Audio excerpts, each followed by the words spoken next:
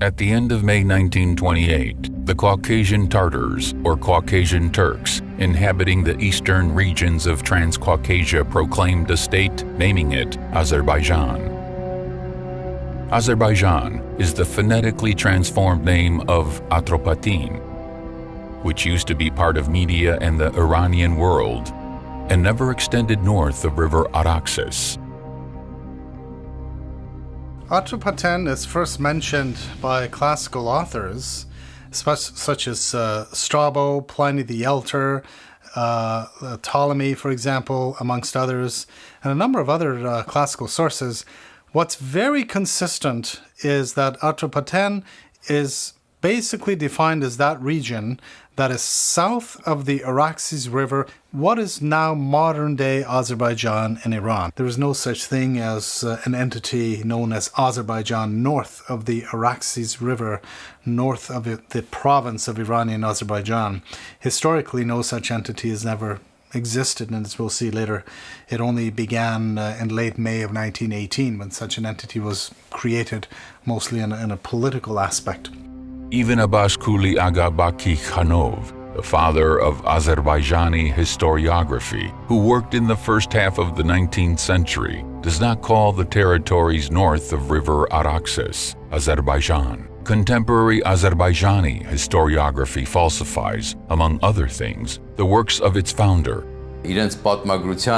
Baki Khanov, the father of their historiography, authored the history of Dagestan and Shirvan, whereas in modern day Azerbaijani translation this work was called The History of Azerbaijan. These are two completely different titles. That's how the father of their historiography calls their land. He talks at great length about Armenia and Atropatene, while in today's Azerbaijani translation, these names are omitted. The territory north of Araxes is never called Azerbaijan, but Shirvan and Dagestan.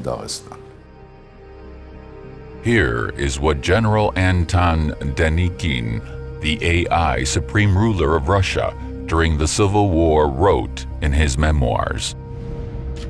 Everything in the Republic of Azerbaijan was artificial, fake, beginning with the name taken from one of the Persian provinces.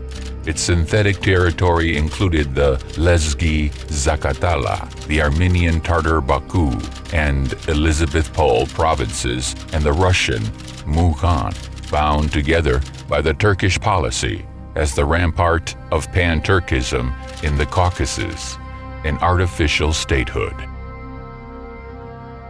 The way they named themselves is even more ludicrous, Azerbaijani.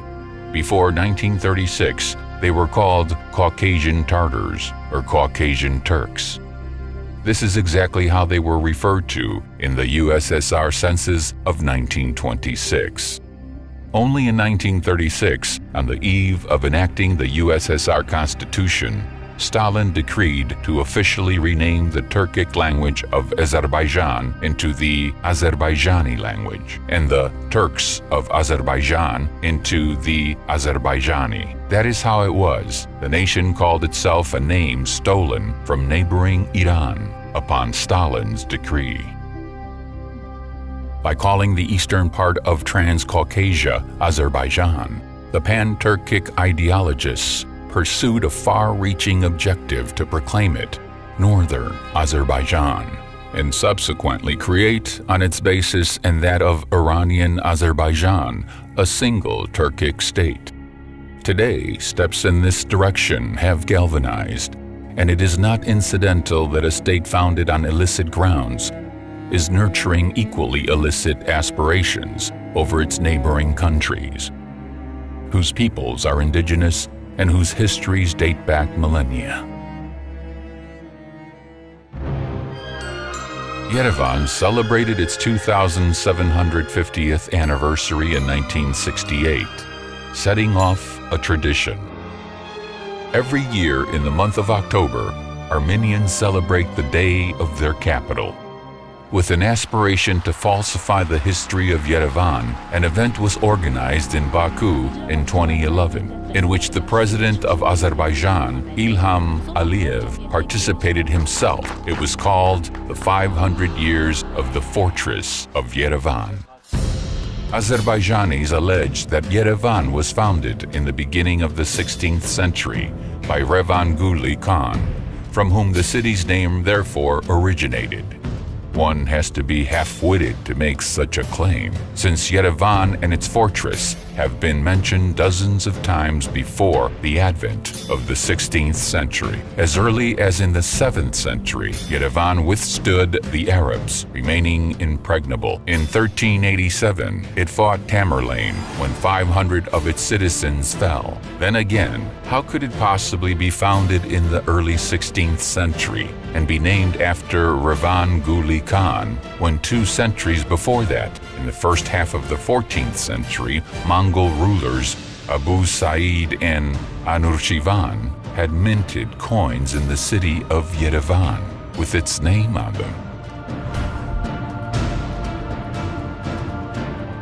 Falsification as Azerbaijani public policy does not limit itself with forging the history of the capital Yerevan. It extends over all of Armenia and its people. As early as in 1990s, the preceding president of Azerbaijan, Heydar Aliyev, the progenitor of incumbent Ilham Aliyev, instructed Azerbaijani historians to falsify and restate the history of the region to the benefit of Azerbaijan. Falsification in Azerbaijan has become a state-imposed duty. Already during the Soviet period, there existed a good school in Azerbaijan, but unfortunately, it is now mostly suppressed. Those who at least say something, who dare to speak up, get persecuted by people who are appointed through political motivation and are rather detached from science. This is the unfortunate problem of contemporary Azerbaijani science, the humanities in particular. Arriving at certain conclusions on the basis of objective historical facts, even those conclusions are not in the interest of political authorities, should not become an excuse for persecution. There was a time when science used to be subservient to religion. Politics have come to replace it in our days. As a result of public policy intent on fabrication, not only Armenian lands and cultural monuments were proclaimed Azerbaijani, but also the history and culture of other nations. For example, the Safavid Kingdom of Persia was pronounced an Azerbaijani state, while the world-famous medieval Persian poet Nizami an Azerbaijani Turk. As for Nizami, we recently learned that the Persian poems inscribed on his tombstone have been erased. Nizami himself, when once requested to recite a poem in Turkish, responded with the following 2 baits. A Turk's conduct does not befit us. Turkish speak is not our value. He who is noble shall speak a noble tongue. That is, I am Persian and shall speak in Persian. It belittles me to use the savage language of the Turk.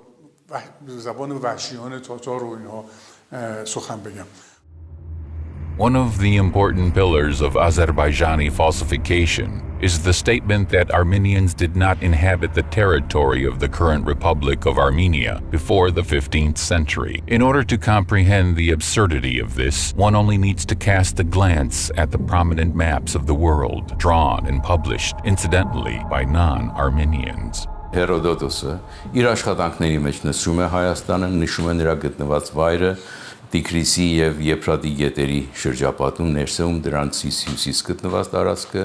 Herodotus, the father of historiography, refers in his works to Armenia and its location, the headwaters of Tigris and Euphrates, the territory north of it, while German and English cartographers, who drew maps of the world according to his data, placed Armenia almost in the center of the world.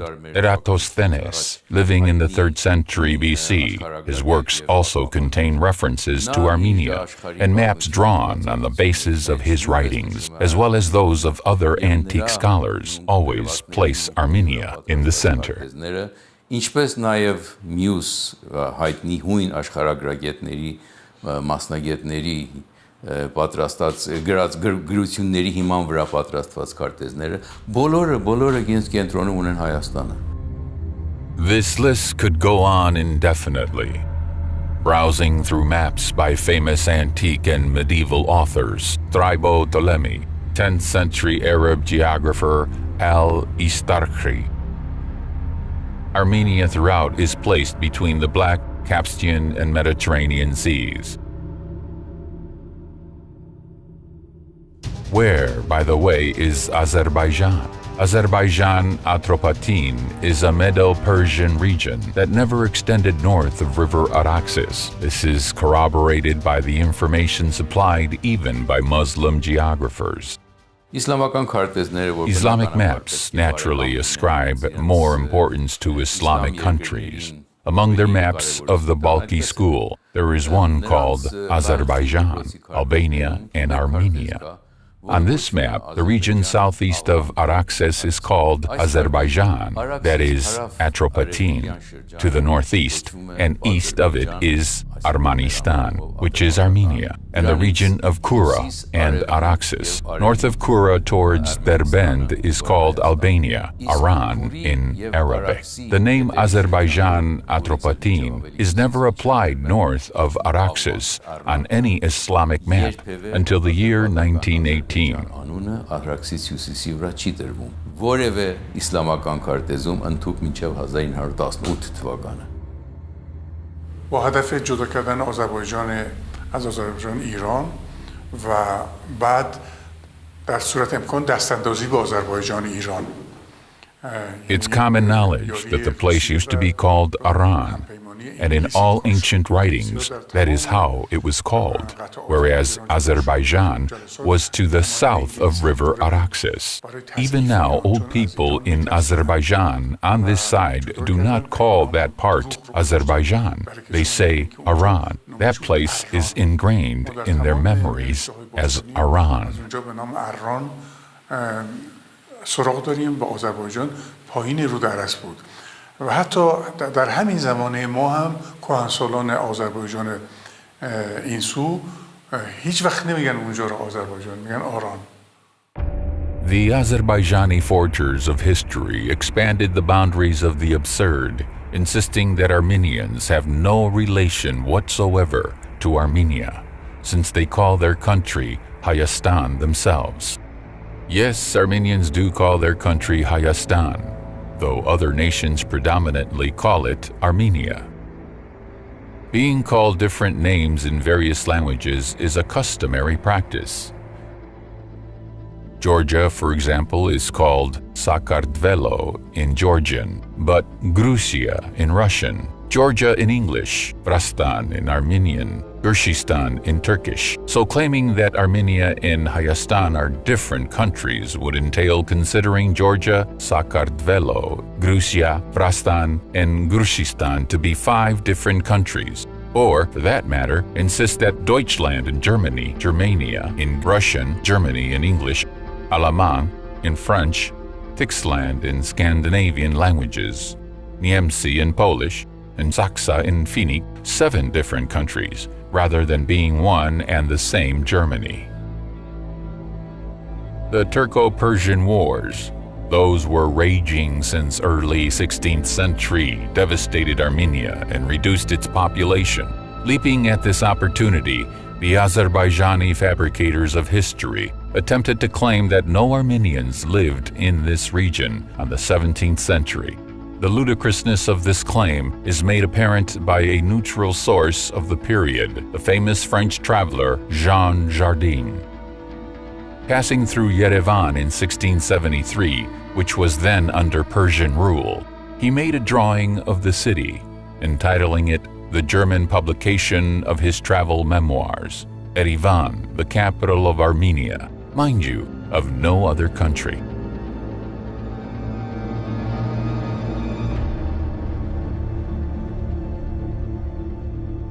In order to distort the history of Yerevan, the Azerbaijani falsifiers tried to refer to a medal issued by the Russian Empire for the taking of Yerevan, and a battle scene by a Russian painter, Franz Rubo, the taking of the Yerevan fortress on October 1st, 1827. Since on both of these, Yerevan is represented by images of mosques, the Azerbaijani falsifiers conclude that Yerevan was an Azerbaijani town. Following this twisted logic, the entire world of Islam should be proclaimed Azerbaijani.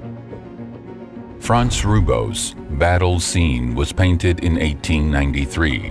The artist was born in 1856, 29 years after the taking of the fortress, and he put a Persian mosque in the composition wishing to emphasize the surrender of Persian troops to the Russians. The same is true of the memorial medal for the taking of Yerevan. The purpose of highlighting Persian mosques was to celebrate the passing of Yerevan from Persian rule to Russia. The fact that Yerevan, being the center of eastern Armenia, was also one of the most important cities of Persia is common knowledge. This is attested to by huge quantities of coins minted by various Persian shahs between the 16th to the 19th centuries, bearing the writings Zarbekh Iravan, that is issued in Yerevan. But all of the above pertains to Persia, not in the least to Azerbaijan. Today as well, in the heart of the capital of the first Christian state in the world, rises the Blue Mosque, a superb example of Islamic architecture. And since it is an 18th century Persian monument, the government of the Republic of Armenia has handed it over to be disposed by the Embassy of the Islamic Republic of Iran.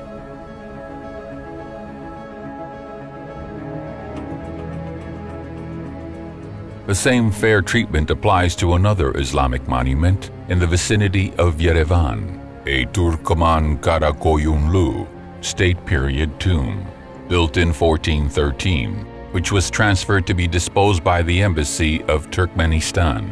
Incidentally, the Turkoman Karakoyunlu state is also announced by Azerbaijani falsifiers to be Azerbaijani.